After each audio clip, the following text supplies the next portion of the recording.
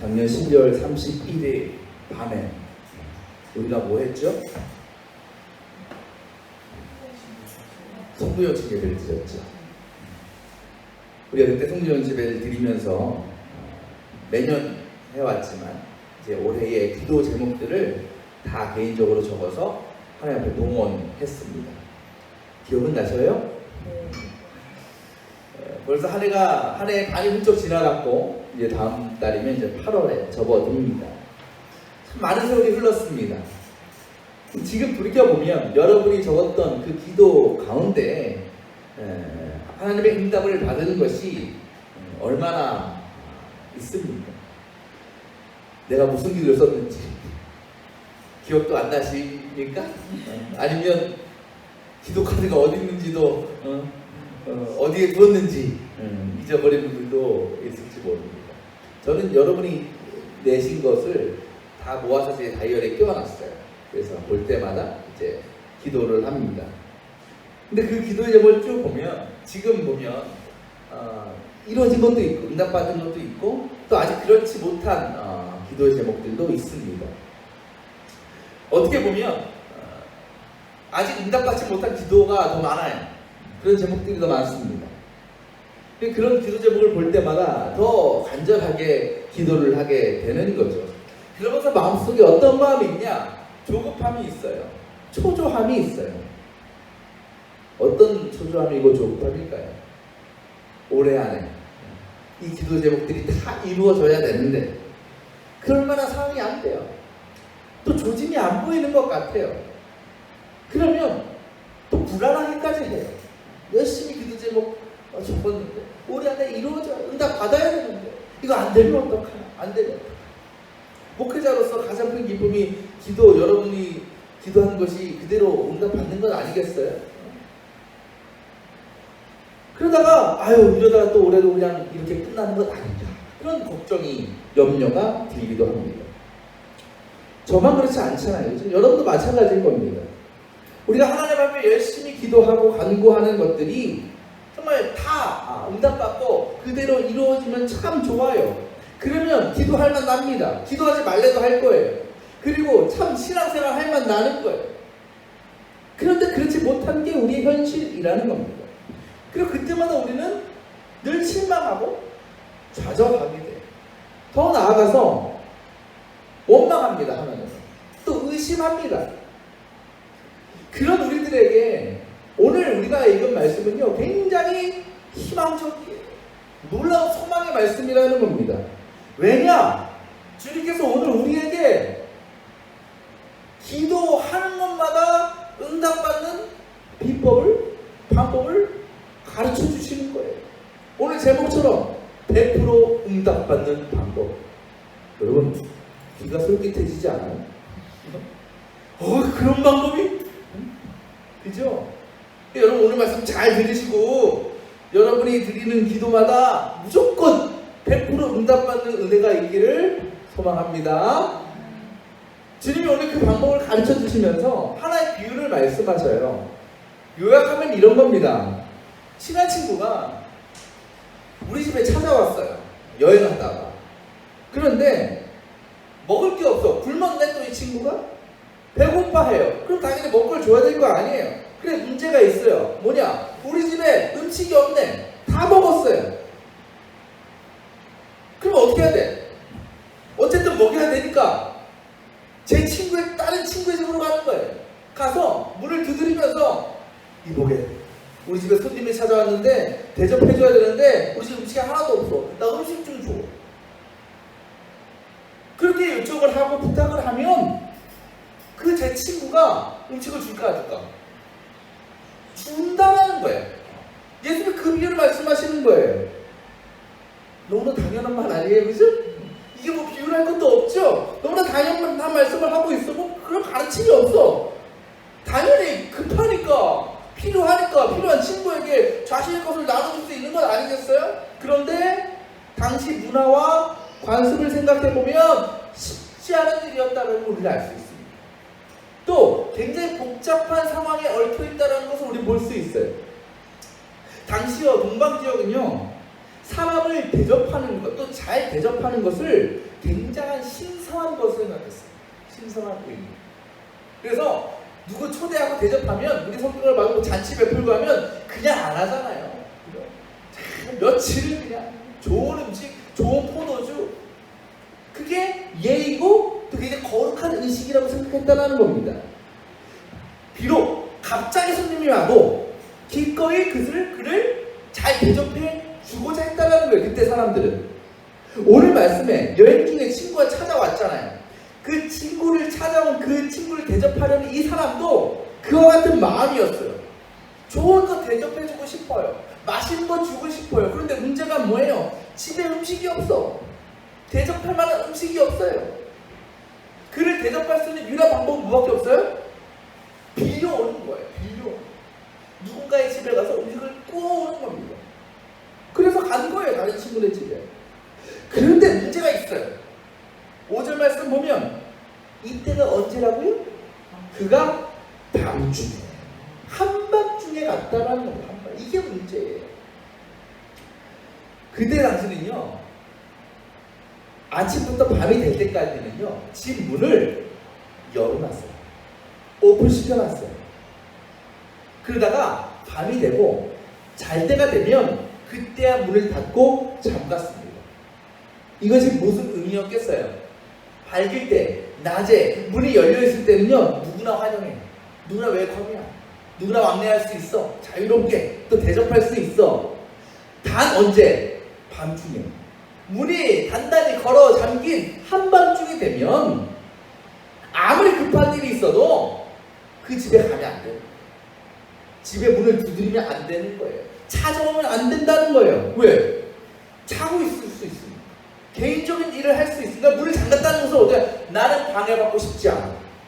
나 건드리지 마. 나 부르지 마. 이런 의미가 있는 거예요. 이 친구도 그런 관습, 예의 몰랐을까요? 알았어요. 그런데 가서 두드린 거예요. 밤중에. 이거는요, 예의 어긋나는 일이에요. 말도 안 되는 일입니다. 무례한 일이에요. 그럼에도 불구하고 이 친구는 그 친구네 집에 한밤중에 찾아가서 문을 막 두드리면서 애원했다는 거예요. 부탁했다는 거. 이것도 뭘 의미할까요? 그만큼 간절했다는 거죠. 간절했다. 그러니까 자신의 귀한 손님을 대접하기 위해서 어떤 체면도 차리지 않고 어떻게 보면 참 이기적일 수 있죠. 문을 닫아놓고 잠을 자거나 또 개인적인 시간을 보내고 있는 그 집주인의 입장에서 또 어때요? 짜증나요. 화가 나요. 제일 짜증나는 게 뭐예요? 두 가지죠. 배고픈데 난 먹는 거 보고 있을 때 하고 한참 자고 있는데 전화해서 깨고 있대요. 저도 지난주가 새벽 2시인가 전화가 온 거야. 한참 저는 잘 깨거든요. 전화가. 그래서 저는 잘 때도 막 조금 빛 같은 것도 확 느껴져서 깨요. 문 다 닫고 커튼 다 닫고 자야 되는데 전화 온 거야. 왜? 자꾸 닫고. 진짜 빼놓든지. 그래서 저는 제가 새벽에 나가잖아요. 새벽 기도. 그래서 저는 일부러 차를 밤에 또 나가서 일부러 다 빼놔요. 바깥쪽으로. 왜냐면 제가 나갈 때 앞차가 돼 있으면 제가 부탁을 전화를 해야 돼요. 자고 있을 시간. 이게 불편하니까 아예 저는 차를 다 빼놔요. 제가 혼자 나갈 수 있게. 저는. 근데 또 그분이 저희 윗집 사는 분인데 또 제가 못 산 걸 알거든요. 또 어떻게 해야 돼? 이 시간이면 이래야 안 잔 척. 아 여보세요? 차 때문에 그러시나요? 나가겠습니다. 속으로는 제일 짜증나 정말. 흐름이 깨져. 그래도 갔다 와서 바로 잤지만 짜증나는 거예요. 그 사람 입장에서는. 그러니까요. 그러니까 예수 말씀이 이거예요. 아무리 그렇다 해도 그렇게 간절히 열심히 문을 두드리고 구하면 자기 친구에게 결국은 원하는 것을 주지 않겠느냐라는 겁니다. 그러면서 중요한 말씀 하시잖아요. 우리가 잘 아는 말씀이죠. 9절 10절 구하라 그리하면 주실 것이요 찾으면 찾을 것이요 두드리면 너에게 열어주실 것이다. 구하는 사람마다 받을 것이요 찾는 사람마다 찾을 것이요 문을 두드리는 사람에게 열어주실 것이다. 설교 끝. 좋아요? 이 방법이라는 거예요. 주님은요 우리에게 끝까지 기도하고 끝까지 간구하면 하나님께서 결국은 응답해 주실 거라고 말씀하시는 하시는 거예요. 이게 방법이라는 거예요. 만약 이것이 정말 예수님께서 말씀하신 기도 응답받는 방법이라면 여러분 실망할 거예요. 그죠? 왜? 이거 들으나 마는 거 아니에요? 이거 몰라요, 여러분? 그렇게 기도 안 해봤어요? 다 해봤잖아요. 우리 계속 찾고, 계속 구하고, 계속 두드리잖아요. 그런데 응답이 없어요, 문제는. 내가 얻고 찾고 구한 게 없다라는 거예요. 그래요, 안 그래요? 그죠? 그렇다고 오늘 주는 말씀은 뭐예요? 걔는 희망 고문입니까? 안 될 거 뻔히 알면서 그냥 구하라고만 하시는 거예요? 거짓말입니까? 오늘 우리가 읽은 말씀 앞부분을 보면요, 어떤 말씀이냐면 예수님께서 제 아들에게 참된 기도가 무엇인지에 대해서 가르쳐주는 장면이 나옵니다. 그러면서 모범 답안을 제시해 주세요. 그게 뭐예요? 주기도문이죠. 주기도문. 예수님은 지금 응답받는 기도의 표준을 주기도문으로 보여주신 것입니다. 그런데 우리가 주기도문 매주 외우고 고백하지만 주님께서 가르친 기도를 보면요, 여러분 솔직히 우리가 평소에 드리는 기도와 너무나 다른 것을 볼 수 있어요. 얼마나 큰 차이가 있는지 모릅니다. 그게 뭘까요? 주님께서 가르친 기도에는요, 개인적인 요구나 바람이나 소망이 없다라는 거예요. 그죠? 주기도문에는 뭐밖에 없냐? 하나님께 영광, 찬양, 감사, 구원의 고백, 이것뿐이에요. 이것이 무엇을 의미할까요? 기도는 하나님 중심이어야 된다는 거예요. 하나님 앞에 드려져야 된다는 겁니다. 근데 우리의 기도 어때요? 솔직히 우리의 기도의 목적과 우리의 목적의 기도의 중심이 뭐예요? 하나님이 아니라 내 자신일 때가 많다는 거예요. 그러니까 우리가 주기도문 고백하는 것처럼 제가 몇 번 말씀드리지만 하나님의 뜻이, 하늘의 뜻이 나에게 이루어지는 것이 아니라 정반대죠. 내 뜻이 하나님 뜻 가운데 곧 나의 뜻이 하나님의 뜻이 되기를 바라는 심정으로 우리가 기도한다라는 것입니다. 그러니까 우리의 기도에는 그게 하나님께서 기뻐하시는 건지 하나님의 뜻인지는 중요하지 않아요. 하나님의 뜻, 하나님의 관심에는 관심이 없습니다. 말 그대로. 그죠? 내 생각, 내 뜻, 내가 고백하는 대로 무조건 이루어져야 돼. 그게 우리의 기도의 현실이라는 겁니다. 그래서 내가 기도한 대로 되면 뭐한 거예요? 응답된 것이고, 그렇지 않으면 응답받지 못하는 거예요. 그러면 우리 오늘 예수님 말씀은 허무맹랑한 거예요. 거짓말이에요. 믿지 못하는 말씀이에요. 그렇다면 우리가 어떻게 하나님 중심의 기도를 드릴 수 있을까?